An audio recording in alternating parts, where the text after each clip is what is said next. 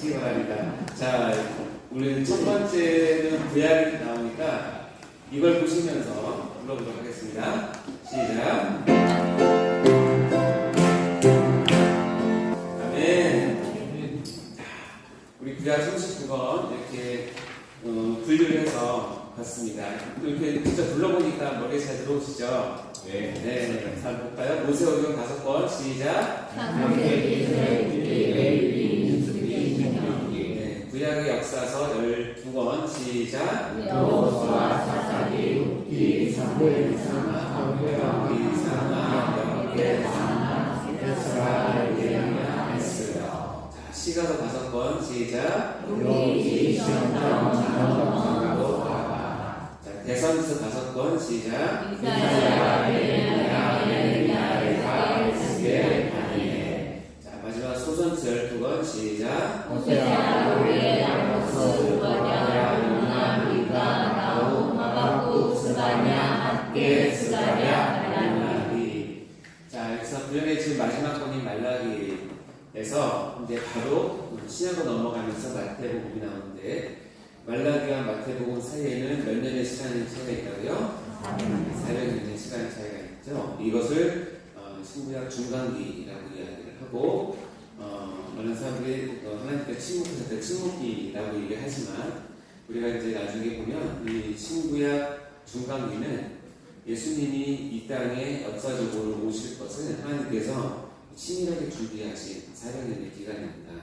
먼저 나중에 시간이 되면 같이 나눴으면 좋겠고요. 자, 그래서 복음 신약에 딱 들어가면 복음서 4번이 나옵니다. 자, 뭘까요? 시작. 마태복음, 마가복음, 네, 마태, 마가, 요한복음입니다. 그리고 구약은 역사서가 12번이나 있었지만 신약은 신약 역사서는 한 권입니다. 이게 뭐예요? 뭐라고요? 사도행전. 구약의 역사는 역사가 끝나서 종결되어서 기록되었지만 사도행전은 지금도 사도행전이 기록되고 있다고 생각하셔도 딱 맞습니다. 그러니까 지금 우리가 사는 지금 세대는 복음서를 바탕으로 해서 주님께서 명령하신 그 사역을 감당하면서 역사를 써나가고 있는 사도행전 시대입니다.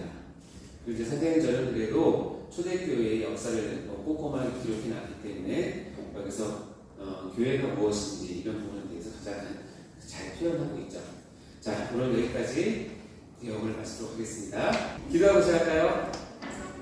하나님 아버지 감사합니다. 슬기로운 우리 생활 또 오늘 기도문에 대해서 같이 배우고자 합니다. 하나님 아버지께서 가장 자랑스러워 하시고 우리에게 알려주고 싶은 한 분, 우리 예수님을 제가 같이 나누기를 원합니다. 우리가 많이 알고 있는 것 같지만 잘 모르고, 우리가 사랑한다고 하지만 어설픈 그 사랑을 우리 예수님을 통해서 가지고 있는데, 이 시간 저희 짧은 2시간 동안에 우리의 주님이신 예수님이 누구신지를 좀 더 깊이 알 수 있는 분야를 허락하여 주시옵소서. 성령님 이 시간 임재하여 주셔서 우리의 마음과 귀와 우리의 영혼을 열어주셔서 창세전부터 개혁되어진 우리의 구속주 예수님을 더 깊이 알고 사모하며 사랑할 수 있는 그 귀한 시간 될 수 있도록 인도해 주옵소서. 감사드리며 예수님으로 기도합니다. 네. 자, 오늘이 이제 우리가 서로부터 출발을 해서 실론을 거쳐서 인간론 정원을 3시간 동안 했었고요. 자, 오늘은 어디 들어간다고요? 기도 부분에 대해 들어가겠습니다. 우리가 총 7개의 과정 중에서 중간 정도라고 생각하시면 돼요. 그 다음에 이어지는 것이 구원론, 교회론, 종말론 하면 우리 전체 강의가 끝나게 되는데요. 기독론이라고 할 때 기독이 뜻이 무엇인가? 의외로 기독교에 다니시는 분들한테 기독이 무엇이냐고 물어보면 잘 모르시는 분들이 많이 있으신데, 이 시간 정확히 알려드릴 것은 기독이라고 하는 한문을 이렇게 쓰고 있는데요. 우리가 정확히 말하면 그 복음이, 그리고 성경이 중국을 통해서 들어왔기 때문에 초창기는 한자 문화권에 많은 영향을 받아서 하나님의 말씀이나 복음이나 성경을 기록하는데 한자 문화권을 많이 영향을 받았죠. 그래서 기독이라고 하는 것은 그리스도라고 하는 거의 중국어식 표현입니다. 그래서 기독교라고 하는 것은 우리가 믿는 종교의 대표적인 이름인데 무엇을 믿냐면 그리스도라고 하는 것을 기독교라고 얘기합니다. 여러분이 이제 어디 요즘엔 잘 쓰나 모르겠는데 어디 뭐 학생 기록부나 어디 회사 할 때 보면 종교란을 적더라고요. 요즘엔 잘 안 쓰는 것 같은데 그게 종교란에 보면 이제 있잖아요. 뭐 천주교, 불교, 뭐 무슨 기독교라고 할 때 이 기독이라는 뜻은 그리스도라는 의미입니다. 즉 예수를 뜻하는 가장 중요한 단어이기도 하죠. 자 이제 기독이 뭔지 아시겠죠? 네, 오늘은 이제 이 기독, 즉 그리스도가 누구신지에 대해서 배우는 것을 기독론이라고 얘기하는 하는 것입니다. 자, 첫 번째는 여러분 교환에 보면 성자 하나님, 즉 그리스도의 이름에 대해서 우리가 배우는 거고요. 다음에는 그리스도의 본성, 다음에 그리스도의 신분, 이 세 가지 아이템을 갖고 오늘 이제 할 텐데, 자 그리스도의 명칭 처음 들어가겠습니다. 자 여기 한번 볼까요? 성자 하나님, 우리가 예수님을 성자 하나님으로 부르는데 성경에는 그리스도에 적용된 명칭들이 많이 있습니다. 그리고 이 그리스도의 명칭에는 어떤 바람이 있냐면 하나님 아버지께서 자신의 백성들이 그리스도를 이렇게 이해했으면 좋겠다라고 하는 뭐요? 성부 하나님의 간절한 바람이 들어있는 것입니다. 제 이름은 뭡니까? 네, 이재훈입니다. 제자가 무슨 제자냐면 있을 제. 순자가 무슨 순자일까요? 여러분 보시면 됩니다. 순자는 향기로운 순자입니다. 그래서 제 아버님이 적으신 것 같은데 처음에는 제가 있을 때 향기로울 뿐, 그러니까 향기가 있어라 라고 생각을 해서 제 이름이 불려질 때마다 저는 당연히 난 향기를 내는 그런 사람이 되어야겠다라는 생각을 하게 됐죠. 근데 보면요, 성경에 보니까 그리스도의 향기라는 얘기가 나오고, 내 이름이 아버님 의도와 상관없이 성경에 기록된 이름이구나. 제군 향기로운 사람, 그리스도의 향기를 드러내는 사람이 되어라 라고 저는 제 이름이 불려질 때마다 저 자신에게 이렇게 얘기를 하죠. 그런 조심해야 될 것은 뭐냐면 향기와 악취와는 간발의 차이가 늘 조심. 여러분 이름 무엇입니까? 여러분의 이름이 불려질 때마다 그 이름에 담겨있는 뜻이 있을 텐데 그 뜻을 생각하시면서 부르시면, 그래서 이름을 함부로 짓지 않죠. 아이의 이름을 지을 때는 반드시 부모의 바람이 들어가 이렇게 이름을 짓습니다.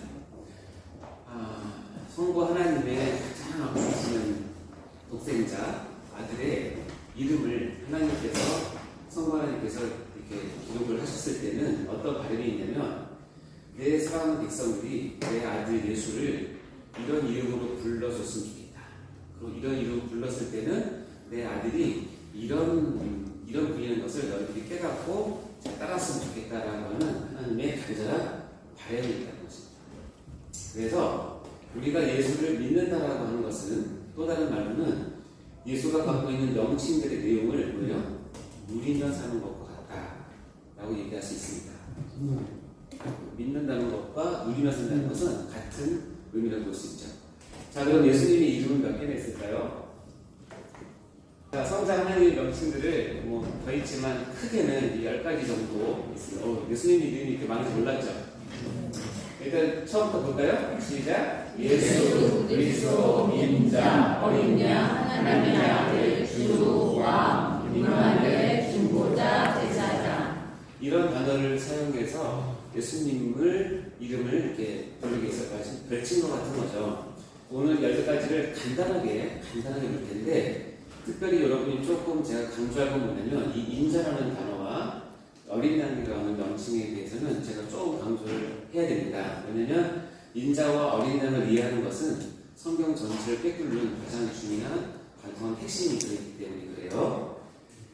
첫 번째 예수, 지저스라고 하는데, 예수라고 하는 이름은 실은 우리가 알고 있는 예수님의 독특한 이름이 아니라 그 당시 유대 사회에서 가졌던 흔한 이름 중에 하나예요.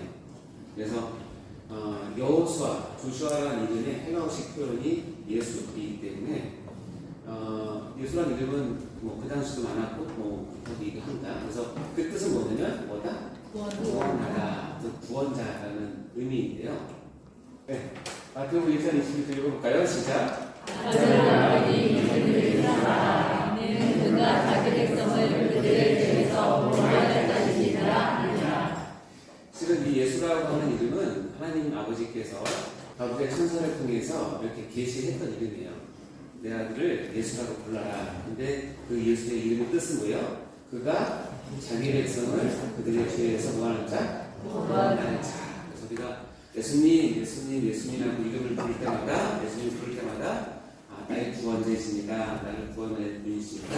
나를 죄에서 구원할 분은 오직 한 분 예수님밖에 없습니다. 라고 생각을 하면서 부르시는 거예요. 그렇죠? 여러분의 구원자가 예수님밖에 없습니까? 네. 근데 우리는 이름 찾으면 예수님부터 찾는 게 아니라 전화부터 하고 사람을 찾고 돈부터 빌리고 이제 그렇게 되잖아요. 그러니까 말은 예수님이라고 하지만 예수님이 그렇게 들으시면 서운하죠. 그럼 어떤 일이 있으면 SOS는 1차 누구에게? 예수님께. 왜 예수님이 이름이 구원자예요. 내가 너를 구원하는 기뻐하는 자이니까 모든 일을 나랑 좀 상의할래? 그런 의미가 강하다.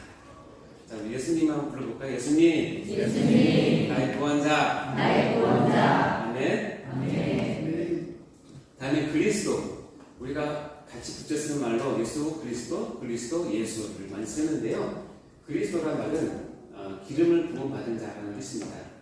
이것은 예수님이 이 땅에 오셔서 했던 사역과 굉장히 밀접한 관계가 있기 때문에 요 그리스도에 대하고는 다음 시간에 그리스도의 사역에 대한 부분에서 집중적으로 이야기할 거니까. 그래서 기름 부음 받은 자의 뜻은 선지자, 왕, 제사장이 가졌던 그런 직무를 다 가졌던 메시아라는 말과 같은 말이고, 이스라엘을 회복시켜 주시기라는 뜻으로 그리스도라는 말을 쓰기 원하십니다. 그래서 우리가 붙여서 그리스도 예수 또는 예수 그리스도 이렇게 붙였습니다. 이건 다음 시간에 합니다. 자, 다음 인자. 인자란 말은 한문을 보시면 아주 쉬워요. 인자 뭐예요? 사람이 아는 자. 영어로 따지면 son of man, 사람의 아들. 그야말로 사람의 아들이에요. 재밌는 건 뭐냐면 여러분은 예수님을 인자라고 불러보신 적 있습니까? 인자님 그렇게 부른 적 없으시죠? 인자님께 기도하오니 없잖아요. 근데 독특하게 예수님은 자기 스스로를 표현할 때는 다른 많은 그리스도, 예수, 여러 가지가 있지만 유독 이 인자라는 말을 주로 쓰셨어요. 자기 자신을 표현할 때. 그리고 예수님에 대해서 인자라고 다른 사람이 표현한 것은 성경에 굉장히 드물게 나옵니다. 좀 더 보겠지만. 그래서 예수님 스스로 가장 많이 사용한 명칭은 뭐예요? 인자. 그래서 그냥 아주 간단하게 얘기하면 사람의 아들이니까 그리스도의 인성을 뜻하기도 하고, 그래서 자기가 받은 고난과 죽음, 아니면 재림을 명확하게 하는 명칭으로 알려져 있는데, 우리가 이것을 왜 공부해야 되냐면 예수님께서 이 땅에 오셨을 때 인자로 오셨기 때문에 하나님께서 인자라고 하는 명칭을 예수님께 주셨을 때는 예수님께서 어떤 일을 할지, 어떤 일을 당해야 될지, 어떤 사역을 감당할지에 대한 것들이 다 묻어나 있기 때문이었습니다.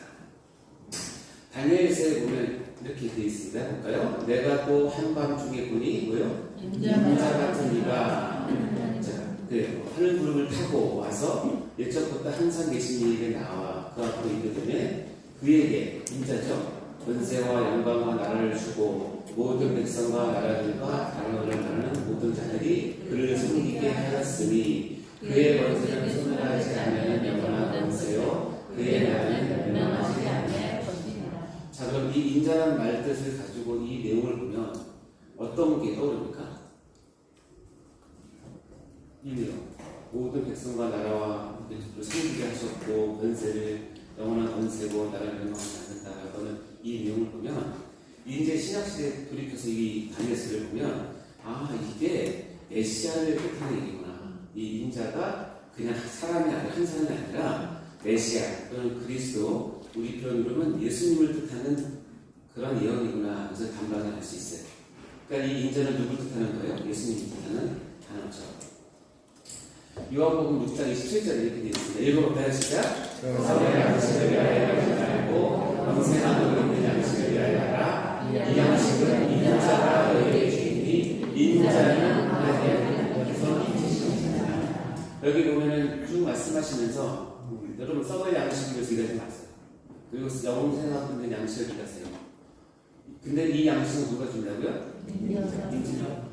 예수님 말씀이니까 내가 주리라 라고 해도 되는데 그리스도가 주겠다라고 해도 되는데 인자라고 굳이 자기 자신을 인자라고 얘기하세요. 그러면서 인자에 대한 정의를 내립니다. 인자는 뭐예요? 인자는 아버지 하나님께서 그것을 하라고 인쳤고 보증했고 세우신 사람이다 라고 자기 자신을 소개하는 거예요. 자, 인자는 뭐냐면 하나님 아버지께서 인정한 사람이다 라고 자기 자신을 소개하는 그 내용입니다. 자, 요한복음 3장 13절 15절을 읽어볼까요? 시작! 하늘에서 내려온 자 인자 외에는 하늘에 올라간 자가 없느니라. 모세가 광야에서 배를 던 같이 인자도 내려야 하리니 이는 그를 믿는 자마다 영생을 얻게 하려 하시니라. 여기서 말하는 하늘에서 내려온 자 인자, 광야에서 뱀을 든 것 같이 인자도 들려야 한다. 이건 본인 예수님 자신을 이야기하면서 한 거예요. 나 예수는 하늘에서 내려왔다. 그리고 마치 모세가 광야에서 뱀을 든 것 같이 나도 십자가에서 들려야 한다라고 자신의 사역을 이야기하면서 인자라고 굳이 자기 자신을 그렇게 표현하는 겁니다. 그러면서 인자가 어떤 일을 하느냐 크게 두 가지입니다. 자, 마가복음 8장 보면 이것도 마찬가지예요. 예수님이 자신 스스로 하신 말씀이에요. 인자, 그리고 밑에 인자가 있는데 앞에 인자는 예수님이 받을 그 고난의 사역을 하는 것이고 뒤에 인자는 다시 올 재림할 예수를 주를 뜻하는 그 인자입니다.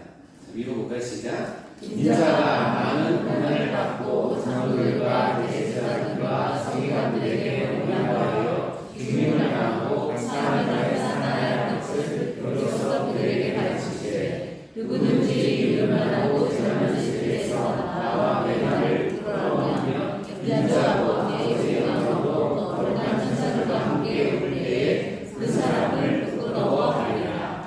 이와 같이 예수님은 자기 자신 인자라고 하면서 두 가지 측면, 즉 고난받고 버림받고 죽임당하고 그다음에 이제 사람만을 구원할 그 내용들을 인자라는 표현을 넣었고요.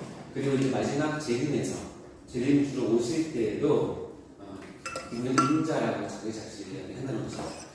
인자는 단순한 사람의 아들로서가 아니라 예수님을 지칭하는 독특한 말로 본인 자신을 인자라고 얘기합니다. 여기 보면 예수님이 잡히던 날에 예수님을 신문하던 대제사장이 물어봅니다. 야, 내가 너로 살아계신 하나님께 맹세하노니 너 사실대로 말해. 너 하나님의 아들 그리스도인 맞아? 이렇게 물어본 거예요. 내가 하나님의 아들 그리스도인 맞아? 이렇게 물어본 거예요. 대제사장이 많이 좀 찔렸나 봐요. 근데 예수께서 뭐라고 말씀하시면 내가 말하였다. 내가 말하였느냐 이 말은 뭐냐면 네 이 말 내가 긍정한다 이 얘기거든요. 그러나 본인 자신을 표현할 때 그러나 내가 너에게 이르노니 이후에 뭐가? 인자다. 대제사장은 하나님의 아들로 물어봤는데 본인은 어떻게 표현해요? 끝까지 인자라고 표현해요. 그러니까 대제사장의 그 말에 예수님은 정면으로 나 하나님의 아들보다는 인자를 얘기하는데 그래? 인자니까 심판받고 죄를 받아 죽을 수 있지? 근데 그게 아니라 인자가 권능의 우편에 앉은 것과 하늘 구름 타고 오는 것을 너희가 우리가 라고 얘기하는 거예요. 그러니까 대제사장 입장에서는 아주 비심한 거다. 하나님의 아들이냐 물어봤을 때는 네 말 맞는 것 같아. 근데 난 인자야. 그럼 인자답게 행동해야지. 그 다음 얘기가 뭐냐면 하나님의 아들이 누리는 것들을 얘기하는 거거든요. 그러니까 대제사장은 그걸 보고 완전히 이 사람 죽여야 되구나 결정하게 됩니다. 이 다음 얘기가 뭐냐면 예수를 죽이기로 결정해요. 근데 예수님이 하나님의 아들이라고 물어봤는데 인자라고 끝까지 우기는 것 같으면 예수님은 자기 정체성, 이 땅에 오셔서 이 인간의 몸으로 오셔서 나는 인자다라고 하는 것을 아주 막 붙잡고 계신 것을 볼 수 있어요. 왜냐하면 그 인자라는 말이 아까 얘기했지만 그리스도의 인성, 그 다음에 이 땅에 오셔서 받을 고난과 순환, 더 나아가서 뭐예요? 영광을 가지고 다시 올 재림주를 포함한 통칭하는 단어가 인자예요. 그러니까 우리는 잘 사용하지 않지만 예수님은 끝까지 600번 명칭이고, 그리고 하나님이 그 인자를 쓰기를 즐거워하셨고. 근데 여기 보면 한 사람이 예수님에 대해서 인자라고 표현합니다. 그러니까 이분의 예수님에 대한 이해는 다른 사람 이해보다 훨씬 더 깊었다고 알 수 있죠. 저는 오히려 바울보다는 이 스데반이 예수님에 대해서 정말 잘 이해했구나 하는 것을 이 한탄을 알 수 있는 게, 자, 사도행전 7장입니다. 읽어볼까요? 시작. 스데반이 성령을 충만하여 하늘을 보러 중복하여 하나님의 영광과 및 예수께서 하나님 우편에 서신 것을 보고 말하되 보라 하늘이 열리고 인자가 하나님 우편에 서신 것을 보노라 하는데. 스데반에 분명히 나오잖아요. 예수께서 하나님 옆에 서신 것을 봤는데, 우리 같으면 예수님 그렇게 얘기했을 텐데, 그렇죠? 아니면 주님, 메시아, 그리스도라고 얘기할 텐데, 스데반은 고집스럽게 뭐라고 해요? 인자.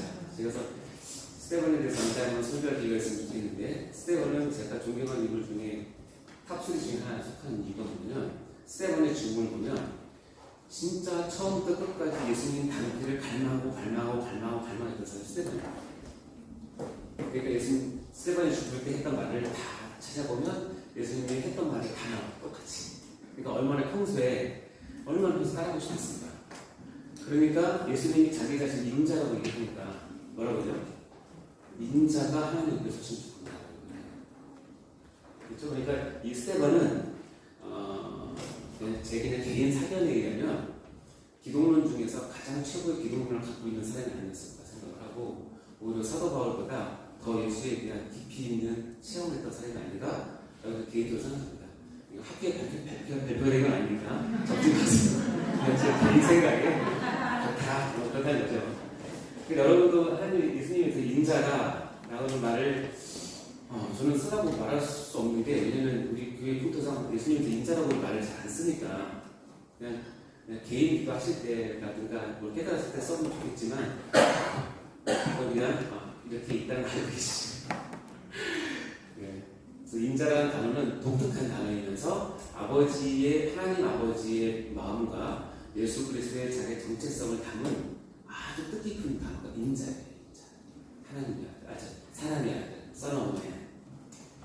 그러면서 요한계시록에 보면 마지막 날에 구름 위에 인자와 같은 이가 앉으셔서 예수님을 표현할 때, 특히 요한계시록은 예수님을 인자라고 계속 얘기합니다. 인자라고. 예수라고 하는 것보다 인자라는 표현이 훨씬 더 많이 나옵니다. 그런 의미 때문에 그렇습니다. 자, 그 다음에 명칭은 뭐죠? 어린 양. 자, 요거는 조금 긴데요. 이거는 창세기부터 요한계시록까지 전체를 꿰뚫는 중요한 내용입니다. 이거 그냥 제가 스토리로 할 테니까 재밌게 따라보세요. 어린 양. 네. 예수 그리스도의 사역을 가장 잘 설명한 명칭이 어린 양입니다. 그래서 신구약을 꿰뚫는 매우 중요한 핵심 명칭이니까 이 부분을 이해하시면 여러분 예수님에 대해서 이해하는데 깊이를 더 더할 수 있을 것입니다. 자, 세례 요한이 예수님보다 6개월인가 먼저 사역을 시작했어요. 그래서 사역을 시작하면서 요한이 그 유대인들에게 상당한 인기를 얻었어요. 반발도 얻었지만 인기를 얻었죠. 왜냐면 그 당시 썩어지고 허석화된 그 종교계에 정말 혜성처럼 나타나서 하나님의 마음과 회개를 선포했던 것이 세례 요한이에요. 그러다 보니까 정말 신실한 사람들이, 제자들이 요한을 따라다녔어요. 그런데 갑자기 어느 날 요한의 사촌 동생이 예수님이잖아요. 예수님이 와서 세례를 주고 하면서 사람들이 그쪽으로 다 몰려가는 상황 가운데, 이튿날 요한이 예수께서 자기의 나오심을 보고, 세례받은 다음날이거든요. 요한이 예수께서 자기의 나오심을 보고 이럴 때 요한이 예수님을 소개를 하는 얘기예요. 보라, 세상 죄를 지고 가는 하나님이 보다 어린 양. 왜 어린 양으로 했을까요? 갑자기 생각이 나서 그럼 프라그랬어요. 그때 갑자기 개가 생각났으면 하나님이 개를 보면 안 되죠. 하나님 소가 생각나면 소라고 했을 거고. 구약의 예언이 구약. 그렇죠. 예. 이 어린 양은 세례 요한이 갑자기 떠오르는 동물이 아니라 예수를 지칭하는 가장 좋은 별칭으로서 명칭으로서 어린 양이라고 소개를 한 거예요. 저분은 하나님이 어린 양이야 라고 하면 구약 지식이 있는 모든 사람들은 정말요? 그렇게 생각해요. 여러분 보시면 정말요가 안 나와요.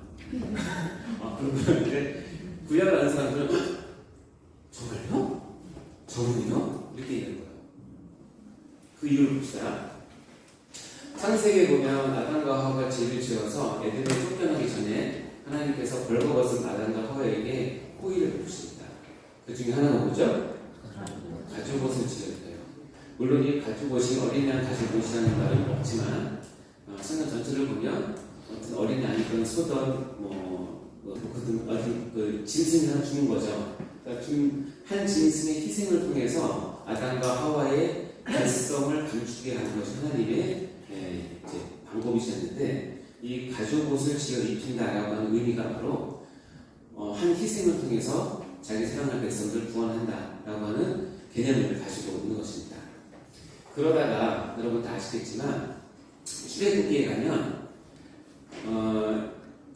이스라엘 백성이 출애굽을 하기 전에 9가지 재앙을 다 끝나고 나서 마지막 재앙을 앞두고 10번째 재앙이 유럽 전역의 장자의 죽음을 앞두고 있을 때에 하나님께서 특별 지시를 합니다. 그 내용이 뭐냐면, 너희는 온 이스라엘 온 회중에게 말하이라, 이달 열흘에 너희 각자가 뭘 잡아요? 어린 양을 잡을지니 가족대로 그 식구를 위하여 어린 양을 취하되, 그 어린 양에 대하여 넘칠 것 적으면 그 이집의 이웃과 함께 사람 수를 따라서 하나를 잡고 각 사람이 먹을 수 있는 분량에 따라서 너희 어린 양을 계산할 것이며, 너희는 너희 어린 양은 흠없고 이름을 섞어서 하되 양이나 인조중에서 취하고 하면서 이 9절에 5번이나 어린 양을 잡으라고 얘기해요. 어린 양을 잡아서 여러분 다 아시겠지만, 어린 양을 잡아서 피를 흘려서 문설주에 바르고 문지방에 바르고 그 안에서 그 어린이의 고기를 먹게 합니다. 그것을 뭐라고 얘기하죠? 여호와의 유월절이라고 합니다. 유월절이라고 하는 개념은 우리는 지키지 않지만 유대인들에서 가장 큰 영원히 지킬 여호와의 절기죠. 왜냐하면 애굽 땅을 하나님께서 장제 죽음을 칠 때 이 유월절에 어린 양을 잡아서 그 피에 바르면 그 피가 너희 사는 집에 있어서 너희를 위하여 표적이 될지라, 내가 그 피를 볼 때 너희를 뭐 한다고요? 넘어가리니. 그래서 유월이라고 하는 뜻은 넘어간다는 뜻이에요. 1월, 2월, 3월, 4월, 5월, 6월이 아니라 이게 뭐예요? 넘어간다. 6월. 여러분이 잘했다고 해보냐, 학교 다닐 때 학교 다니는 걸 월장. 그 월자가 이 월자예요. 기억나시죠? 떡볶이 먹고 들어왔던 6월. 넘어간다는 뜻이에요. 뭘 보고? 피를 보고. 그 피가 무슨 피? 어린 양의 피. 자, 이쯤 되면 이제 여러분이 종교생활, 교회생활 하신 분들은 이게 뭘 뜻하는 걸 아는 거예요. 이 어린 양의 피는 누구를 뜻할까요? 예수님을 뜻하고, 예수님의 피가 우리 마음의 문지방에 발라 있으면 어떻게 해요? 영원한 징벌과 하나님의 진노와 심판이 나를 넘어간다. 이것이 구원을 뜻하는 이스라엘의 그 출애굽 시대의 예표예요. 표시예요. 자, 이 사건을 그런 관점으로 보면 6월절의 어린 양, 6월절의 어린 양? 이것은 유대인들에서는 이분이 6월절의 어린 양이면 다른 말로 이분이 뭐다? 메시아다. 이분이 구원자다라고 하는 완곡한 표현이라고 생각합니다. 그 얘기 들으면 정말? 저분이 그런 분이야? 라고 표현을 보니까 세례 요한이 예수님을 소개할 때 가장 적절한 단어 하나를 선택했는데, 하나님의 어린 양이다 소개를 한 것입니다. 마가복음의 14장 20절 기가 막히게 무교절의 첫날 뭐예요? 6월절 양 잡는 날. 6월절 양을 왜 잡냐면 그 절기를 지키기 위해서 6월절에 양 잡는 날에, 이거 첫날이거든요. 제자들이 예수께 여쭤는데 우리가 어디로 가서 선생님께서 6월절 음식을 잡수시게 준비하기를 원하시나이까? 라고 얘기하니까 제자들은 6월절을 준비하기 위해서 어떻게 해요? 6월절 양자는 날에 우리 스승을 모시고 가서 6월절에 음식을 먹게 준비하려고 하는데 예수님은 그거 아니다 얘기해요. 그거 아니고 이날 뭐 하시는 줄 아세요? 이날 최후의 만찬을 하세요. 그러면서 자기의 포도주와 떡을 가지고 내가 너희를 위해서 찢기는 살, 너희를 위해서 흘리는 피를 이야기하면서 그 최후의 만찬을 하거든요. 예수님과 제자들이 모여서 그 최후의 만찬을 하고 있는 그 바깥 동네에서는 지금 뭐하고 있어요? 6월절 양을 막 잡고 있는 거야. 6월절 양을 잡고 있는데 예수님 뭐냐면 제들이 지금 잡고 있는 6월절 양 그 실체가 바로 나야. 나로 인해서 완성됐으니까 너희는 나로 인해서 6월절을 즐겨야 되라고 말씀하십니다. 근데 희한하게 이날이에요. 이날 예수님이 6월절 양으로 와서 돌아가시는 날 6월절 양 잡는 날에 바깥에서는 아직도 구약적인 배경으로 6월절 양을 잡고 있는 그때에 나는 안에서 떡을 띄고 포도를 주면서 내가 너희를 위해서 죽을 것을 얘기하세요. 뭐처럼? 어린 양처럼. 6월절 양처럼. 그러니까 이 날을 기가 막히게 하나님께서 예수님께서 마치셨고 하나님께서 그렇게 원하셨겠죠. 자, 그럼 6월절 양을 잡는데 6월절 음식을 잡수는 게 아니라 최후의 만찬을 통해서 예수님이 준비된 어린 양임을 예수님께서 알려주신 겁니다. 자, 그러면 고린도전서에 보면 이렇게 되어 있어요. 내가 너에게 전한 것은 주께 받은 것이니 곧 주 예수께서 뭐예요? 잡히시던 밤에 최후의 만찬하고 잡히시잖아요. 잡히시던 밤에 떡을 가지사 축사하시고 떼어있을 때 이것은 너희를 위하는 내 몸이다. 행하여 나를 기념하라. 19회 또한 이것이 잔을 가지고 이르시되 이 잔은 내 피로 세우는 새 언약이니 이것을 행하여 마실 때가 나를 기념하라. 우리가 하고 있는 성찬식의 원형이 여기서 나오는 것이고 이것을 하시고 나서 바로 체포되시고 다음날 돌아가신 겁니다. 순서가 그렇게 되는 거죠.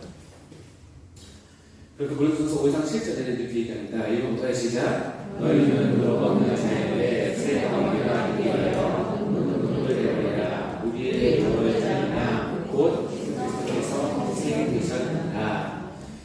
그리스도를 뭐라고 표현해요? 6월절 양, 어린 양이라고 표현합니다. 그것은 어떤 거냐면 그리스도께서 어떤 희생을 가지고 이 가운데 오셨는지를 말하는 별칭입니다. 별칭. 그러니까는 구약의 이런 배경들을 알면 그리스도께서 철저하게 율법과 그 이스라엘 민족의 역사 속에 나타난 하나님의 뜻을 정말 하나도 남김없이 다 지키셨음을 우리가 알 수 있죠. 그러면 6월절 양 그리스도다 라고 우리에게 계시하시는 것입니다. 그뿐만 아니라 계시록에 보면 예수님을 아까 인자라고 표현하지만 또는 어떻게 하냐면 계속 5장에 보면 또 내가 보니 부자와 내 생물과 저물 사이에 한 어린 양이 서 있는데 이 어린 양이 누굴까요? 예수님이죠. 일찍이 죽임을 당한 것 같더라. 그렇죠? 일곱 불과 일곱 눈이 있으니 그들이 온 땅에 보내실 것은 한 일곱 명이더라. 그 어린 양이 나와서 보좌에 앉으신 오른손에서 두루마리를 취하신다.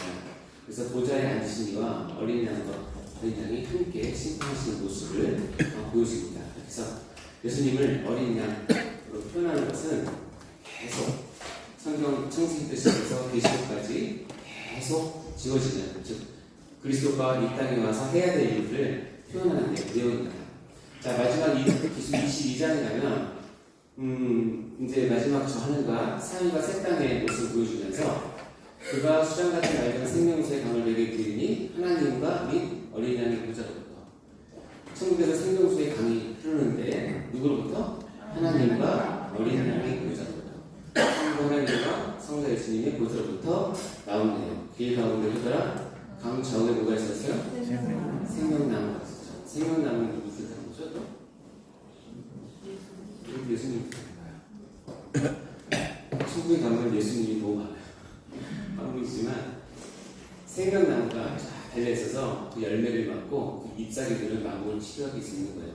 다시 저주가 없으며 하나님과 그 어린 양의 보좌가 그 가운데 있으니 그의 종들이 이걸 섬기며 라고 해서 어린 양이라고 하는 예수님의 별칭은 예수님이 왜 이 땅에 오셨는지, 그리고 하나님을 사랑하는 백성을 위해서 예수님이 어떤 일을 당하실 것인지, 감당하실 것인지에 대한 대표적인 표현으로 어린 양 이렇게 얘기합니다.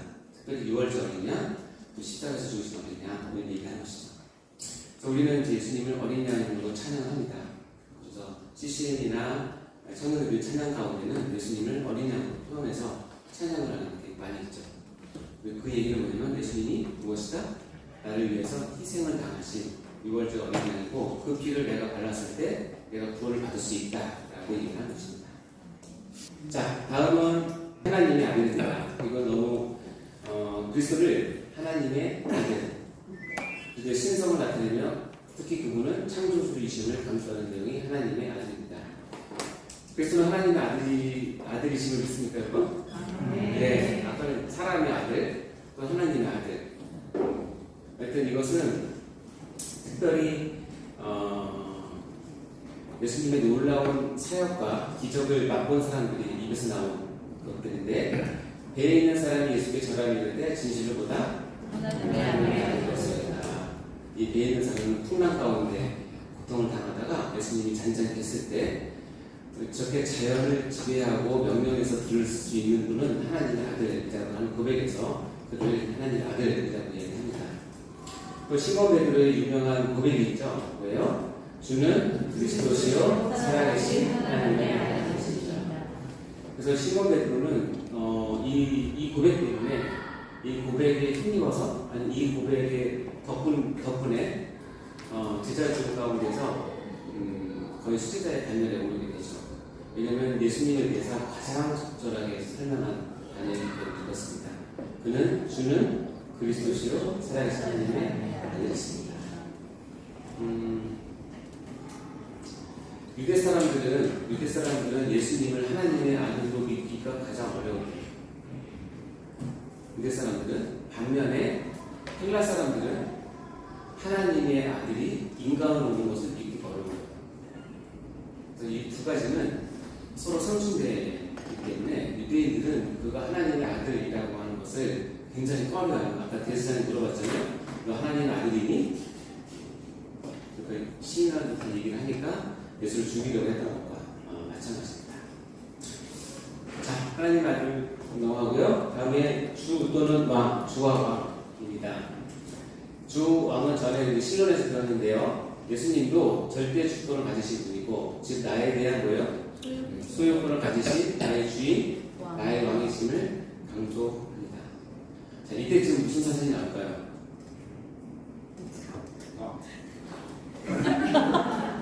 기억나십니까? 네. 마음에 와닿습니까? 이거 반드시 기억하시고 시키실 때마다 네, 오늘 충분히 그럴 만한 분이시고 그러신 분이십니다. 자, 사도행전 2장 6절 읽어보겠습니다. 시작. 그럼 너희를 이스라엘 모든 족은 확실히 알지니 너희가 십자가에 못 박은 이 예수를 하나님이 주와 그리스도가 되게 하셨느니라. 아멘. 여기 보면 너희가 십자가에 못 박은 이 예수를 누가? 하나님이 뭐와? 주와 그리스도가 되게 하셨다라고 하면서 그분은 너희 주시다라고 분명히 선언을 하는 내용이죠. 마태복음 2장 2절에 보면 예수님이 처음 오셨을 때 동방박사 입을 통해서 이렇게 얘기합니다. 읽어볼까요? 시작. 유대인의 왕으로 나시니가 어디 계시냐? 우리가 동방에서 그의 별을 보고 우리에게 경배하러 나가니. 물론 유대인의 왕뿐만 아니라 우리 모두의 왕이시기도 하시죠. 그래서 주인이시면서 왕이신 분이 예수님이시다.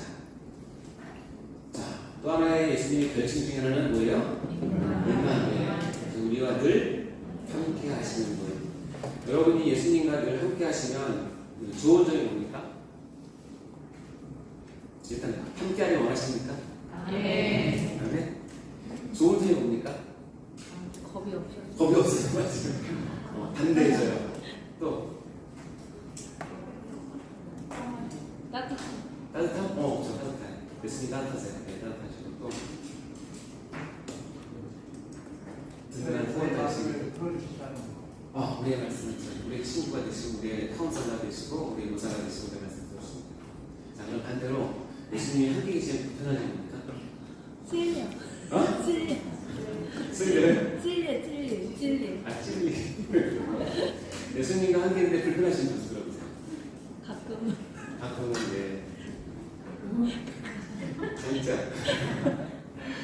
임마누엘 하나님을 생각하면 저는 솔직히 그래요. 너무 좋은 점도 많지만 좀 불편해요. 아니 나 혼자 좀 쉬고 싶은데 늘 함께 계신다고 하니까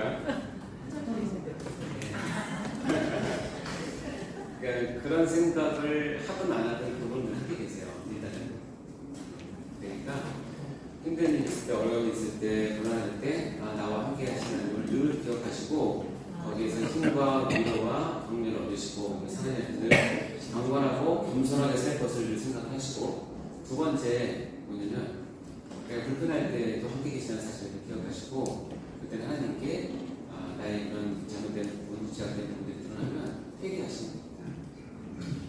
거룩하고 담대한 삶을 위해서 내주셨는데요.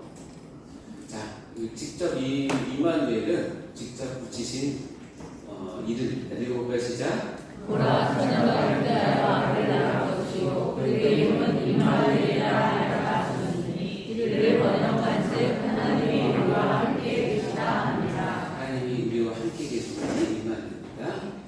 마지막으로 중보자로는 제사장입니다.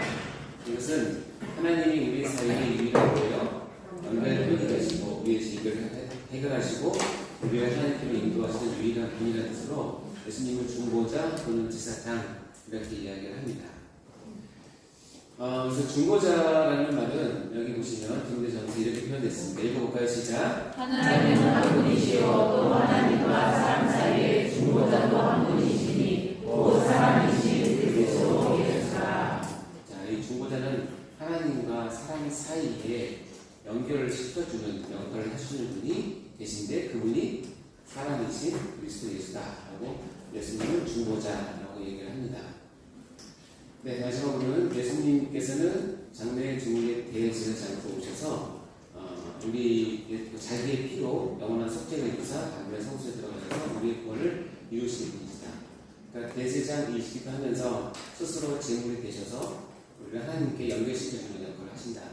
그래서 성자 예수님의 별칭들이 이런 내용들이 주로 있습니다. 그래서 주님께서 이 땅에 오셔서 했던 많은 일들이 이 이름 가운데 다 있고 이름이 불려질 때마다 성부 하나님께서 예수님을 이렇게 우리에게 보내셨구나 하면서 여러분이 믿고 아시면 됩니다. 자, 이제 다음은 그리스도의 본성과 신분에 대해서 얘기하겠습니다. 그리스도의 본성이라고 하는 것은 그리스도는 신성도 있고 인성도 있다는 뜻입니다. 그래서 이것을 그리스도의 양성이라고 얘기합니다. 신성도 있고 인성도 있는 것을 본성이라고 얘기하고 그리스도의 신분은 뭐냐면 예수께서 이 땅에 오셨을 때 전 이하의 신분으로 오셔서 낮아지시고 다음에 승귀의 신분으로 높아지셨다는 표현한 것을 그리스도의 신분이라고 얘기합니다. 자, 그럼 먼저 본성을 보도록 하겠습니다. 이 중보자, 금방 얘기했던 중보자가 왜 필요하냐면 어떤 사람과 어떤 사람을 연결하시는 유일한 겁니다. 제가 5년 전인가요? 6년 전인가 캄보디아로 선교팀 같이 갔는데 제가 캄보디아어를 하겠습니까? 못하겠습니까? 못해요. 저를 물러보시고 정말 못해요. 어려워요. 진짜 어렵고요. 내가 진도를 보면서 그 선교사님이 시켜가지고 한 2페이지 정도 되는 글을 캄보디아어로 이제 설교가 아니라 피칭을 해야 되는데 하도 못하겠어요. 그래서 한글로 다 써서 했는데 캄보디아 진짜 어렵습니다. 그래서 제가 어떤 한 사람과 만나서 이야기할 때 지금 환자로 온 사람이 있으면 제 옆에 누가 있어요? 프롬펜 사람이 있어요. 그 프롬펜에서 누구냐면 프롬펜이 아니죠. 그 캄보디아 그 대학의 한국어를 전공하는 학생을 선교사님이 섭외를 해서 갖다 앉혀놓고 제가 얘기하면 이렇게 하고 환자가 얘기하면 얘기를 해준 거죠. 아시겠죠? 네. 그 뭐냐면 나와 환자 사이에는 주고받을 것이 있어요. 환자의 아픔을 나한테 얘기하고 저는 그것을 듣고 뭘 해줘야 되죠? 치료를 해줘야 돼요. 근데 뭐가 안 돼요? 어느 소통이 안 돼요. 그러니까 반드시 뭐가 필요해요? 통역자가 필요해요. 통역자 역할의 중보자로 생각하시면 딱 맞아요. 나는 이 환자를 정말 긍휼히 여겨서 해주고 싶은 게 있는데 봐드리는 힘이 되죠. 그러나 그건 한계가 있잖아요. 그러면 어떻게요? 제가 물어보고 싶은 말을 얘기해주면 통역하는 학생이 다 얘기합니다. 그리고 그 환자가 뭐라고 얘기하면 그것을 들어서 저한테 전달을 해주죠. 그러다가 통역자가 화장실을 가면 난감. 둘이 뻘쭘하게 앉아있어요. 컵을 마시라고 얘기하고 왜 안 오나? 왜냐면 중보자가 없으면 더 이상 소통이 안 돼요. 하나님 아버지가 우리 사이가 꼭 그래요. 그래요. 반드시 그 사이에 뭐가 있어야 되면 예수 그리스도의 중보자가 있어야 우리가 하나님께 나갈 수 있어요. 하나님도 우리에게 하고 싶은 걸 하실 수 있어요. 참 신기하죠? 그래서 이 중보자의 역할을 하기 위해서는 자, 그럼 아주 상식인데요. 제 옆에 있는 통역하는 학생은 두 가지 조건에 만족해야 돼요. 첫 번째, 한국어를 잘한다. 두 번째, 한국어를 잘한다. 너무 상식? 그렇죠? 하나님과 우리 사이에 중보자 역할을 하기 위해서는 두 가지 조건에 만족해야 돼요. 그분은 하나님이셔야 되고 그분은 인간이셔야 됩니다. 어려워요? 쉬워요. 너무 쉽죠? 네. 이 쉬운 것을 정착하기 위해서 초대교회에서는 하나님은 양성을 가졌다라고 하는 것을 교리로 이 간단한 말씀에 집중하는데 진리로 정착하기 위해서 수많은 사람들이 숨겼어요. 이 진리를 지키기 위해서. 안 믿어지니까. 이해가 안 되니까. 그러나 너무나 감사하게 하나님께서 이 양성 교리를 우리의 진리로 세우셨어요. 교회를 통해서. 그래서 우리는 지금 하나님의 본성은 양성이다. 신성도 있으시고 인성도 있으시다. 이유는 하나님과 나 사이에 뭐 하기 위해서? 중보자를 위해서.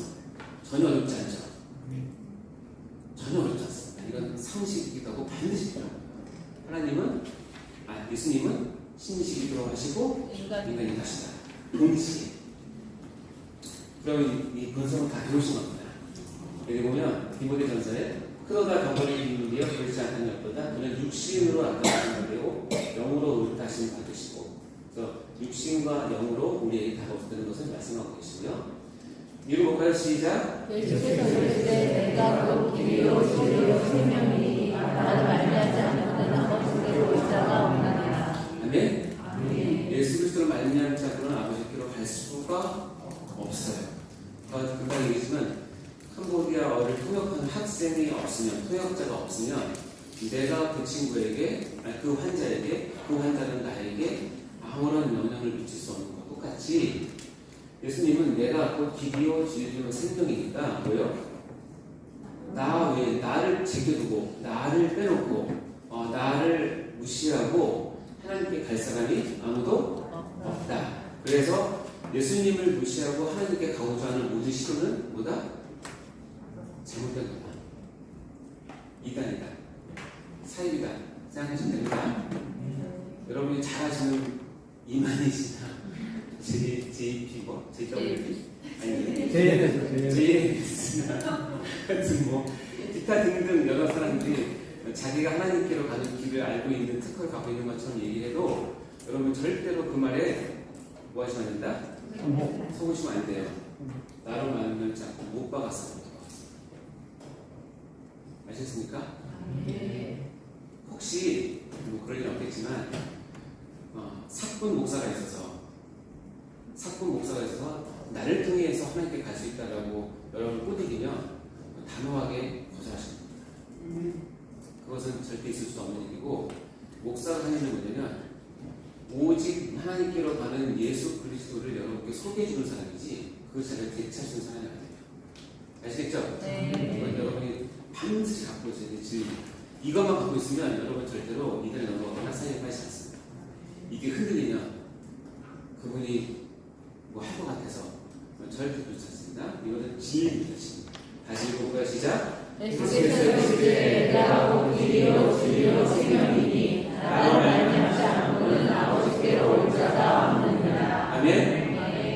오케이. 자, 이제 신성을 보겠습니다. 신성은 간단히 볼 텐데요.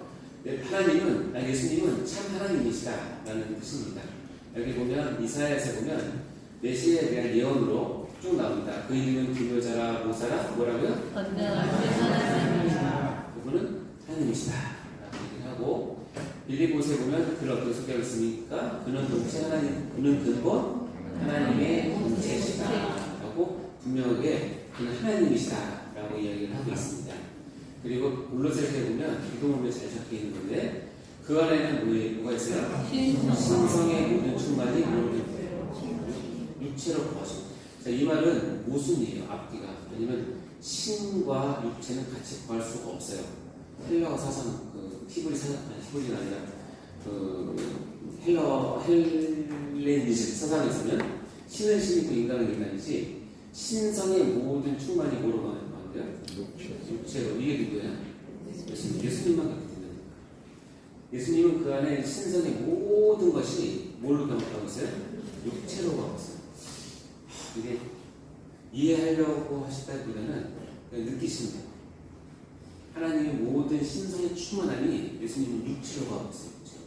그러니까는 제가 늘 메디카처에서 늘 강조하지만 우리는 좀 영적이 되고 좀 신앙이 있으면 영혼이 중요한 것만 생각하는데 그렇지 않아요. 영혼의 중요함은 어디에 담고 있는지 육체에 담고 있기 때문에 이 두 개는 같이 항상 있죠. 예수님이 그랬던 것처럼 예수님의 모든 신성이 육체에 담고 있는 거죠. 이 두 개는 뗄래야 뗄 수 없습니다. 아시겠죠? 자, 그러면서 로마서에 보면 예수님이 이렇게 찬양합니다. 그는 만물 위에 계셔서 세세에 찬양을 받으실 하나님이시다 라고 분명하게 예고하고 있습니다. 그러니까 이와 같은 증거를 봐서 예수님은 참 하나님이시다 이렇게 알 수 있죠.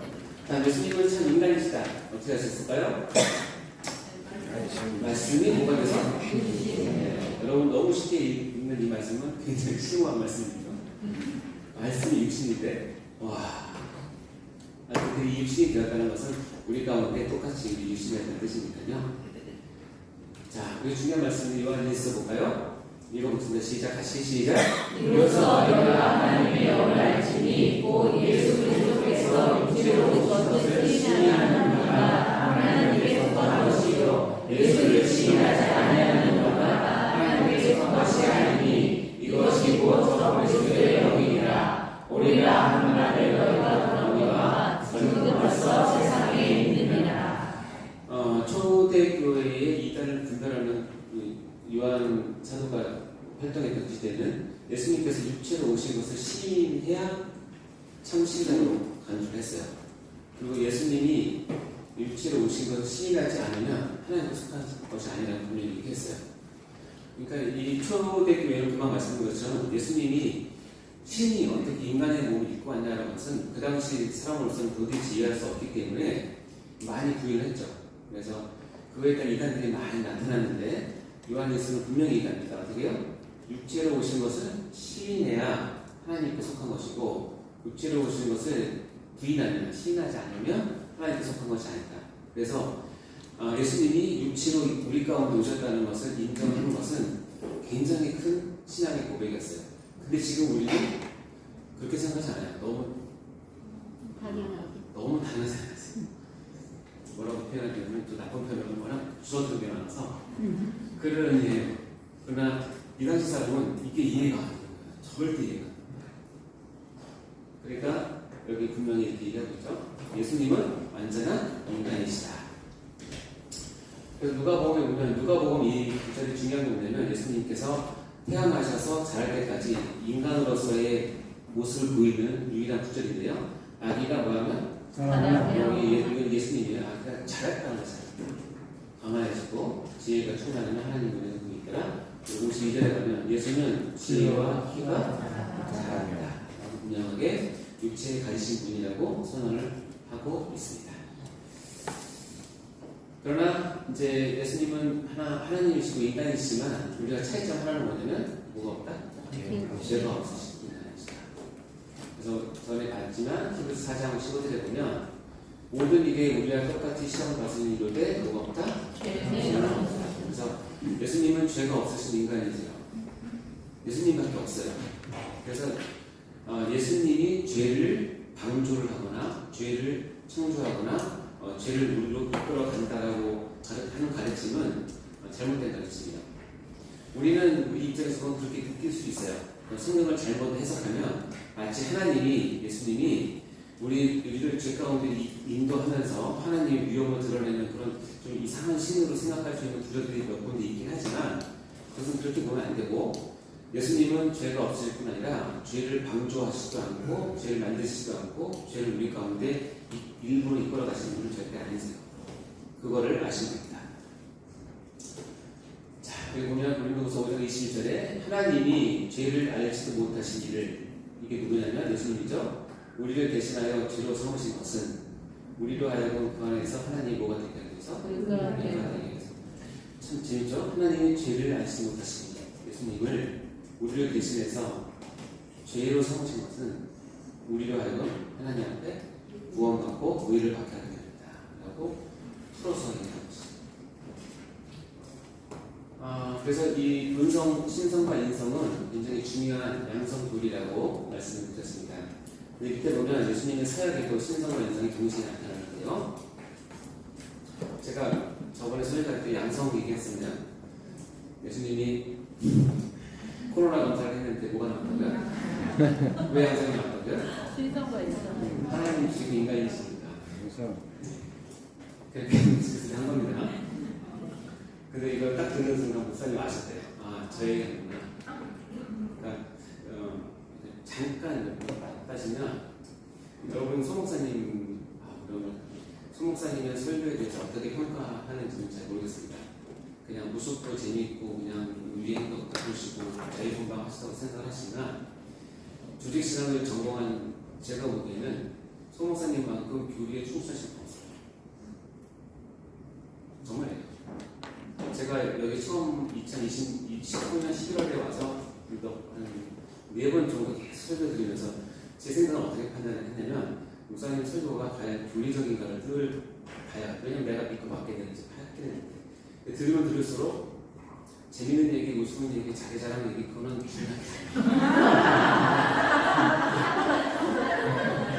그건 중요한 게 아니고, 그 핵심을 뚫고 있는 성경 진리, 이게 교리에 서 있는가, 이거는 여러분 목사로서 다 있는 게 아니에요.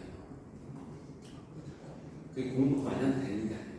그거는 어떻게 보면 정말 하나님께서 받은 특별한 그런 은혜인 그런 사이트예요. 근데 제가 바라보기는, 제가 교시자는 조금 전공한 밑에서 바라보기는 소 목사님 설교는 정말 정통 교리적이다 라고 생각하시죠. 그러니까 여러분 믿고 따르셔도 되는 거죠. 그러니까 저를 이렇게 세우셨잖아요. 감사합니다. 근데 주님의 사역에는 신성과 인생이 동시에 나타납니다. 자, 시험 보세요. 시험 보겠습니다. 힐루통 아는 이야기 아십니까? 눈으로 보세요. 10개의 힐루통 아는 장면 쭉 왔어요. 우리 가운데 끼어들어서 그의 옷에 손을 댔어요. 그랬더니 그의 혈을 보더니 곧 말아서 왕이 나은 줄 알았어요.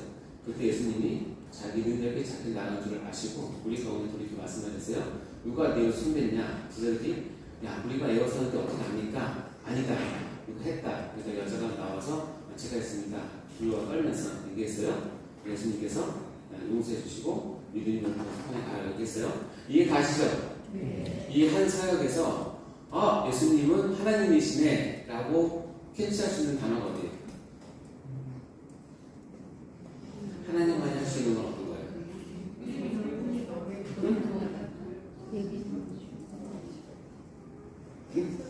예, 맞아요. 여기 있죠. 그 능력이 자기가 많은 사람이 자기를 만졌는데 괜찮다가 이 특별한 한 사람이 와서 딱 여자가 만졌는데 자기 몸에서 뭐가 나왔어요? 능력이 나왔어요. 근데 재밌는 건 그 여자도 그걸 금방 알아요. 내가 혈류가 말랐다. 그건 하나님 하실 수 있죠. 인정하시죠? 이 단어가, 이 구절이 아마 예수님의 신성을 잘 표현한 단어겠죠. 그럼 이 한 사건에서 예수님의 인성을 표현한 단어는 뭘까요?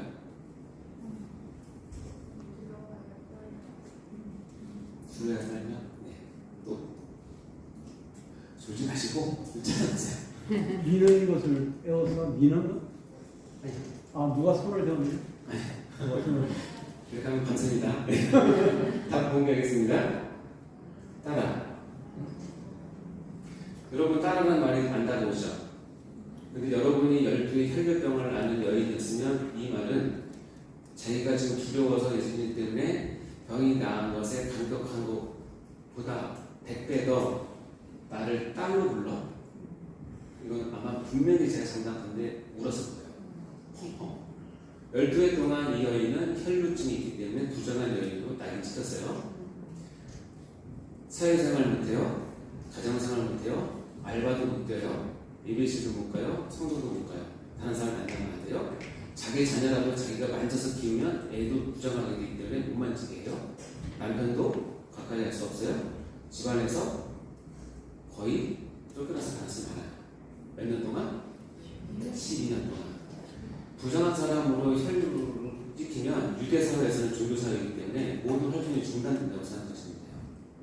그래도 뭐야? 난 하나님께 버림받은 사람이라는 사실을 깊이 인식하고 살았던 사람이에요. 근데 살고 싶으니까 자기 가진 모든 것을 의사에게 다 허비했는데도 못 그쳤어요. 그렇죠? 근데 어떻게 해요?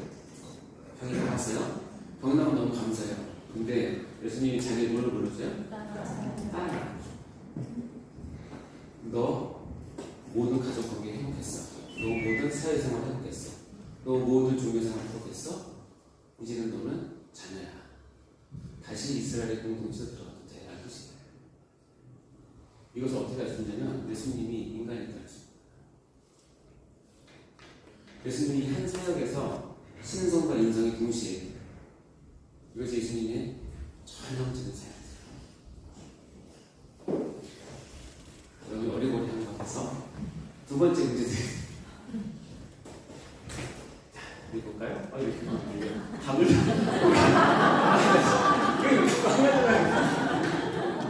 자, 처음부터 다시. 자, 처음 본 것처럼. 자, 두 번째 문제 보겠습니다. 박수. 그와 동시에 사건이 있었어요. 회당장이 자기 딸이 죽어가는 보냈어요. 왔는데 가는 길에 지금 12의 혈류병을 만났어요. 시간이 급한데 지금 예수님께서 시간 낭비하고 있어요. 뭐 속 탔을 거예요. 그러고 있는데 예수님이 가려고 하다 보니까 거의 죽었다고 연락이 왔어요. 그래서 이제 끝났다 하는데 예수님이 가자. 그래서 가셨어요. 그래서 쭉 가십니다. 그러니까 이 아이가 죽은 게 아니라 잔다 하니 그들이 비웃었어요. 그들이 다 내보낸 뒤에 아이 있는 곳에 들어갔어요.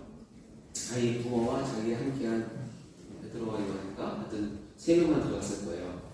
이 아이의 손을 잡고 달리다 보니까 일어났어요. 죽었다가 살아났죠. 이 사건 아시죠? 네. 자 그러면 여기서 하나님의 신성은 뭐예요? 예수님의 신성은? 맞잖아요. 뭐지? 달리다 보면 해서 일어났잖아요. 선자가. 그렇죠? 그러니까 이것은 예수님이 뭐예요? 신성을 가만히 드러내는 거죠. 예수님이 하나님이시니 가능한데요. 근데 여기서 예수님이 참 따뜻하다. 인간적이다 알 수 있는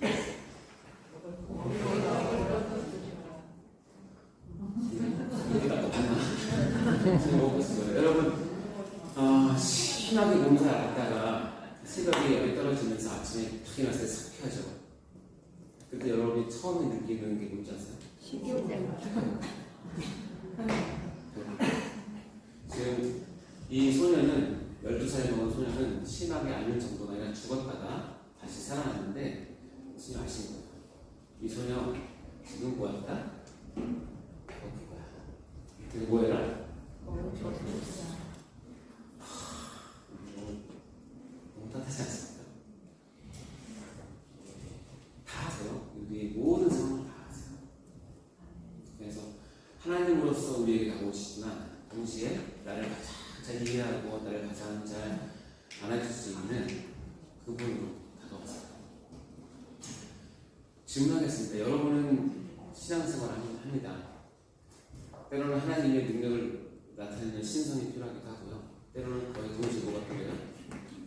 인성. 이것이 예수님을 닮은 사역자가 해야 됩니다. 여러분 교사입니까? 아니면 교회에 어떤 일을 맡으셨습니까? 무엇을 하십니까? 모든 사용자는 예수님을 닮아서 두 가지를 하셔야 돼요.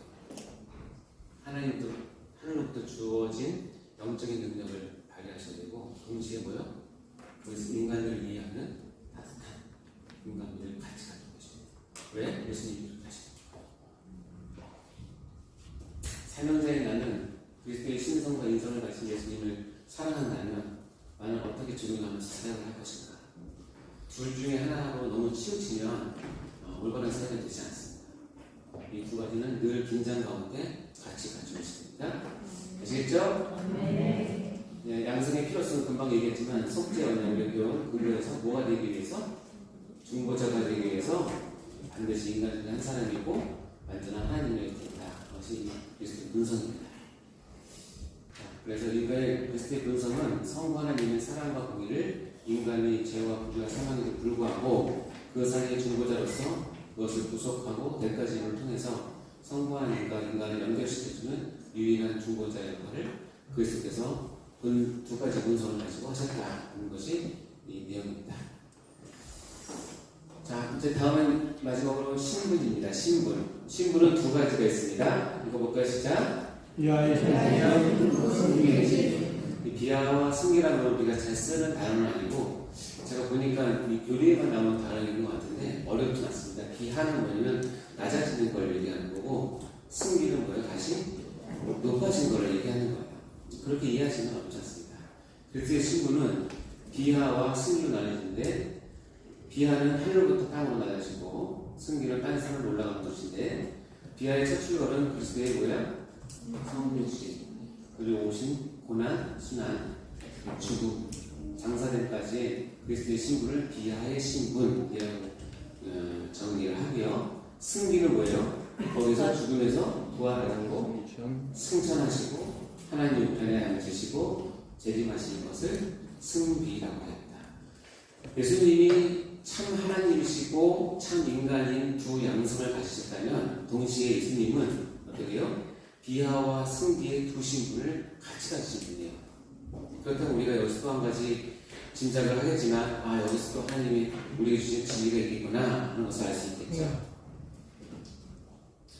자, 이 비하의 신분은 크게 이렇게 나옵니다. 그리스도의 성육신, 몸을 입고 이 땅에 오신 순환받으신, 죽으신, 장사되신이라고 볼 수 있습니다.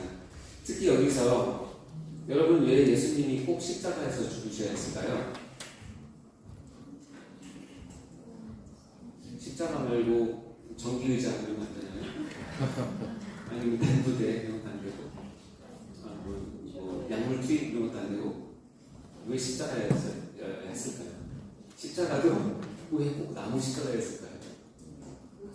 금이나 은도 아니고 철도 아니고 이것은 하나님의 철저한 계획 가운데 있었던 건데 신명기에 보면 이 말씀 기억나실 겁니다. 읽어볼까요? 시작. 그리스도를 나무 위에 밤새도록 두지 말고 그날에 감사하여 예배하는 여호와께서 내게 되어 주시는 땅을 돌아보시라. 나무에 달린 자는 하나님께 저주를 받았습니다. 신명기에 의하면 그래서 히브리 사람들의 개념은 나무 위에서 죽는 것은 죽음 중에서 최악의 죽음, 하나님께 저주를 받은 죽음이라고 여겼기 때문에 나무에 달린 자는 하나님께 저주를 받았다고 얘기를 합니다. 그래서 갈라디아에서 보면 이렇게 얘기하고 있습니다. 시작. 그리스도께서 우리를 위하여 저주를 받으라 되사 율법의 저주에서 우리를 선언하셨으니 그런 때와 나무에 달린 자마다 저주하게 있는 자가 있습니다. 자, 예수님께서 십자가에서 돌아가셨는데 나무에 달린 십자가에 달려서 돌아갔다라고 하는 것은 제가 만약에 하나님이라면 그런 걸 느끼겠지만 제가 만약에 하나님이라면 예수님을 우리의 구주로 보냈을 때 가장 피해야 될 방법 중에 하나가 나무 십자가예요. 나무 십자가에 달린 것을 유대인이 보면 더 이상 그 사람을 메시아로 인정할 수가 없어요. 신명기 말씀도 그렇고 통념상 나무에서 죽었는데 메시아라고? 아유 참 어떡하지? 차라리 정기에서 죽었다고 얘기해요. 그러니까 유대의 개념에서는 십자가, 즉 나무에 달려 죽은 사람이 나의 구주가 된다라고 하는 것은 정말 미련한 거예요. 왜냐하면 나무에 달린 사람마다 하나님께서 저주한 사람이라고 신명기에 적혀있기 때문에. 근데 굳이 예수님께서 자기 별로 십자가에 달려 들어가신 이유는 하나님께서 저주라고 했던 그 나무에 달려 죽는 것을 신이 자기가 뭐예요? 보여주는 거예요. 그만큼 나는 하나님의 뭘 받았다? 저주를 받고 죽는다는 거예요. 누구 때문에? 너 때문에. 나 때문에. 그 당시 죽음 중에서 하나님께서 가장 저주스러운 나무에 달린 죽음을 내가 친히 달려주는 이유는 네가 그렇게 저주받아서 죽어야 되는데 대신 내가 저주받아 죽는다는 거예요. 그래서 나무 십자가에 달려주는 거예요. 그래서 이것은 히브리인들에게서는 정말 예수를 믿게 되는 걸림돌 중에서 제일 큰 걸림돌이에요. 예수가 그렇게 죽었는데 네가 메시아를 믿어? 아이 바보야 그런 거죠. 근데 죽어서 끝났으면 우리가 똑같이 바본데 그렇게 죽어서 죽은 것이 아니라 뭐예요? 다음에 부활하시잖아요. 그것은 이기시고 부활하신 거죠. 그래서 저주를 뚫고 부활하신 거죠. 율법의 저주를 뚫고 부활하셨고, 그래서 저도 얘기했지만 예수님의 죽음, 예수님 입장에 오셔서는 율법을 버린 것이 아니라 율법을 온전히 끌어안고 율법을 완전히 이루시고 우리를 살리신 거예요. 아무도 알지 못하는 방법 뭐예요? 부활이라고 합니다. 맞아, 나는 네 말대로 저주를 안고 십자가에 죽을 거야. 나오면서 죽을 거야. 너희들 날 비웃겠지? 나를 안 믿겠지? 근데 너희들이 원하는 하나님 분명히 있는데 뭐냐면 나 그래도 살아. 누구에 의해서? 하나님에 의해서 난 살 거야. 그게 예수님 부활이에요. 그것이 구원이고.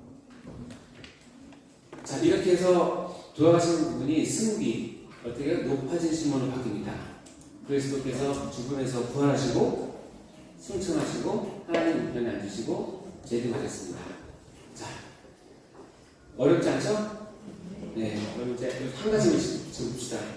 하나님 우편에 앉아 있었던 뜻이 뭘까요? 하나님이 이렇게 앉아있으면 오른쪽에 예수님이 앉았다. 자, 그러면 그거 같아요? 네, 1차적으로 이해하면 그게 맞을 수 있는데 그 그림에는 이렇게 표현했지만 하나님의 우편이 있다는 말은 하나님이 못 있어요? 좌편도 있어요. 그러니까 하나님 우편은 우리가 생각한 것처럼 하나님의 오른쪽 의자에 앉으셨다라고 우리가 이해하면 그럼 반대로 하나님 좌편에 누가 앉지가 떠오르게 되죠. 그러면 시작적으로 못 찾습니다. 우리는 그렇게 이해하지 않고 하나님 우편이라고 하는 우라고 하는 것은 하나님의 정의, 하나님의 공의, 하나님의 계획, 하나님이 가진 권리, 하나님의 능력, 하나님의 모든 것을 같이 뭐했다? 소유했다. 하나님 우편에 앉았다는 것은 내가 얘를 어떻게 하나님 아버지 입장에서는 원래 하나님이셨던 예수님이 속죄 언약을 위해서 약속된 그 모든 것을 이루고 왔을 때 나 너와 똑같이 권리를 나눌 거야 뜻이 생각하십니다. 자, 여기 요한계시록 3장 21절에 볼까요? 시작. 이기는 그에게는 내가 의자에 앉게 내가 이기고 아버지 의자에 앉는 것과 같이 하리라. 여기서는 이것 교회에 준 말씀 중에서 이기는 교회에게 내가 내 보좌에 함께 앉게 하여주는 축복을 상을 주시는데 그것은 마치 뭐예요? 내가 이기고 아버지 보좌에 함께 앉은 것과 같이 된다. 그럼 우리가 예수님의 보좌에 앉아있다는 뜻은 아니잖아요. 이 얘기 뭐냐면 하나님 아버지가 예수님을 하나님으로 동등의 권리와 모든 영광을 같이 나누는 한 하나님으로 여겼듯이 나로 인해서 믿음을 가지고 이기는 그에게는 내 보좌에 같이 앉아주는, 즉 내가 누렸던 모든 영광은 내가 너에게 주겠다라는 의미라고 생각하십니다. 그러니까 예수님의 승기는 우리에게서 큰 소망이 되는 이유는 뭐냐면 우리도 예수님을 따라서 승리할 수 있는 것입니다. 그거를 나오는데요. 이거 중요한 영적 공식인데 모든 수학은 공식을 알아야 풀죠. 그죠? 영적인 신앙생활 안에서 중요한 공식 중에 중요한 공식 하나인데 읽어보겠습니다. 시작. 이 세상에서 가장 낮아져야 세상에서 가장 높아진다. 다시 한번 읽겠습니다. 시작. 이 세상에서 가장 낮아져야 세상에서 가장 높아진다. 그다음에 마음을 담아서 입술을 다시 한번 읽어보겠습니다. 중요합니다. 시작. 이 세상에서 가장 낮아져야 세상에서 가장 높아진다. 이 공식을 위해서 예수님께서 비하와 승리를 같이 가지고 계신 것입니다. 자, 볼까요? 빌립보서 말씀입니다. 중요한 말씀인데 너희 안에 이 마음을 품으라. 곧 그리스도 예수의 마음이니 그는 근본 하나님 본체시나 하나님과 동등됨을 추락해서 여기지 아니하시고 오히려 자기를 비워 종의 형체를 갖사 사람들과 같이 되셨고 사람의 모양으로 나타나사 자기를 갖추시고 죽기까지 목전하셨으니 곧 십자가에 죽으십니다. 요 앞에 있는 내용은 비하의 신분을 뜻하는 거죠. 여기서 우리가 다른 거 다 빼고 비워 낮추시고라고 하는 이 동사의 주어는 주어.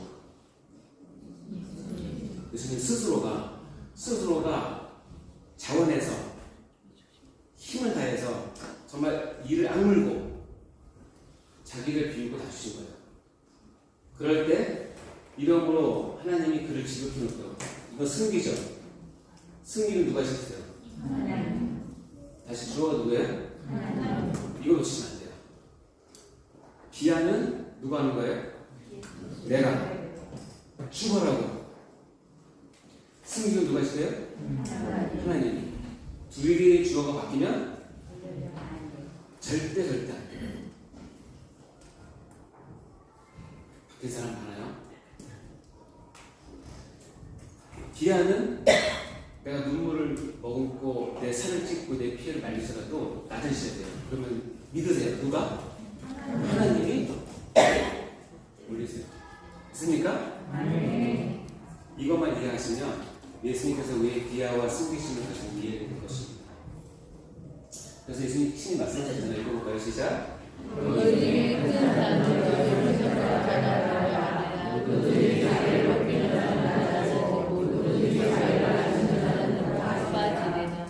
예, 이 말씀이 그냥 하신 게 아니라 예수님이 그렇게 사셨기 때문에 하신 말씀이에요. 로마서 8장 18절 생각건대 현재의 고난은 장차 우리에게 나타날 영광과 비교할 수 없다. 옛날 성경에 여기 뭐가 들어있냐면 기억나세요? 장차 우리에게 나타날 영광과 좋게 비교할 수 없다 라는 말이 있어서 더 어감이 좋았는데 현재의 고난과 나타날 영광은 두 개는 우리에게 주어진 거예요. 현재의 고난은 여러분이 자원해서 찾아가셔야 되는 것이고 나타날 영광은 그럴 때 하나님께서 나에게 주시는 상으로. 이게 영적인 공식이에요. 이 공식을 가장 잘 알았던 사람은 저는 바울이라고 생각해요. 그래서 바울을 내가 굉장히 제가 너무너무 존경하는데 한편은 얄미워요. 어떻게 그걸 알았을까? 읽어볼까요? 시작! 언제나 내가 그리스도 예수를 대적하다가 너희에 대해 나의 자랑을 못하노니 나는 날마다 죽으나. 나는 날마다 죽노라를 제가 처음 읽었을 때는 감동받았어요. 역시 바울은 헌신된 사람이고 사명자고 그렇구나. 정말 종이 대단하신 분이다라고 했는데 나중에 실상을 알고 보니 그게 아니었어요. 나는 날마다 죽으니까 뭘 경험해요? 뒷말은 생각된 게 있는데 여러분 동전을 들고 그 손을 긁어보세요. 그럼 뒤에 말이 나오는데 하나님이 나를 너무너무 좋게 높이셔서 사랑해 주셔. 이게 속에 있는 거예요. 그 말은 뒤에 싹 들어보기만 했어요. 얄밉게. 그래서 저는 깨달았어요. 나는 날마다 죽노라가 무서운 말이 아니에요. 이거 경험한 사람은 너무나 기쁜 말이에요. 내가 날마다 죽으면 괄호 열고 하나님이 나를 날마다 살리셔. 아멘? 네. 이것을 사도 바울이 깨닫고 영적 공식을 깨닫고 너희에 대한 나의 자랑을 이것도 자랑하는 거예요. 나 날마다 죽는다. 나랑 같이 죽을래? 이렇게 하더니 죽어야지. 죽어 이렇게 이렇게 죽어요. 예수와 함께 죽어요. 찾아가서 죽으세요. 경험이 없으면 그렇게 해서 살아난 경험이 없으면 죽어지지 않아요. 두려우니까. 죽으면 누구나 다 죽어요. 그러나 내가 죽을 때 그분이 나를 붙잡고 다시 살리신 예수를 살리신 것 같이 나를 붙잡고 다시 살리시는 그 경험을 할 때 그때의 그 감격은 일어날 수 없어요. 여러분 돈이 우상이니까 돈을 죽이세요. 그럼 돈과 함께 다시 살아납니다. 여러분 뭐가 여러분에게 가장 거리가 어렵습니까? 주기가 어렵습니까? 이를 악물고 돈 지금 갖고 죽이세요. 반드시 하나님께 다시 살리세요. 여러분 자존심이 거리가 없습니까? 여러분 자존심 죽이세요. 그럼 반드시 하나님께서 다시 새로운 마음으로 살리십니다. 그게 우리가 배우는 예수님이 배우는 가장 중요한 것입니다. 자, 마지막 마무리하고 마치도록 하겠습니다. 자, 1번부터 3번까지 1번 읽어보겠습니다. 시작. 그리스도의 명칭에 있는 예수 그리스도 인자 원냐 하나님의 아들 주와 임마누엘 중보자 제사장들이 있으며 이들을 배워서 그가 그것을 하나님을 만나다 말할 자 명령이다. 우리가 예수를 믿는다는 것은 이 명칭들에 대해 누리며 사는 것을 뜻하는 것이다. 아멘. 자, 두 번째 읽겠습니다. 시작. 예수 그리스도께서는 신성과 인성을 모두 가지신 유일한 중보자이시며 나를 구원하시기 위해 모든 것을 내주신 주라신 구원을 행하는 것이다. 이것이 예수님에 대한 가장 바른 이해입니다. 마지막 영접식 시작. 세상에서 완전하자야 더 아멘. 자, 기도하고 마치고요. 가시면서 여러분 오늘도 우리 단톡방에 여러분 느끼셨던 거 같이 나눴으면 좋겠습니다. 기도하겠습니다. 하나님 아버지 감사합니다. 하나님 아버지께서 가장 사랑하시는 아들 예수님을 이 시간 같이 나누는 시간을 가졌습니다. 주님, 우리가 예수님을 진정 사랑할 수 있도록 도와주시옵소서. 우리가 겉으로만 아니라 이 내용들을 속속히 깨달았고 우리의 마음 가운데, 영혼 가운데 새겨서 이제 우리 마음 중심에서 예수님을 사랑하고 따르고 존귀 여기며 예수님을 나의 주로 왕으로 고백할 수 있는 저희 모두가 되게 도와주시옵소서. 또 한 주간 동안 예수님을 모시며 기쁜 삶을 살다가 다음 주에 더 기쁜 마음으로 같이 모여서 다음 거를 더 볼 수 있는 저희들에게 될 수 있도록 축복하여 주옵소서. 감사드리며 예수님으로 기도합니다. 네. 수고하셨습니다.